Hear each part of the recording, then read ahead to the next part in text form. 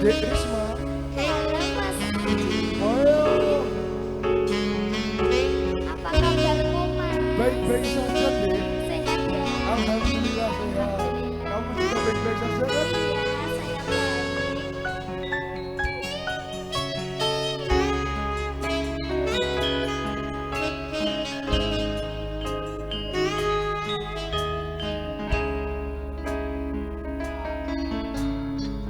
Kena apa sifatmu saiki wis beda kowe ninggalke aku metengke wong liya apa rasa tresnamu saiki wis beda kaya lumut ing pinggir segara.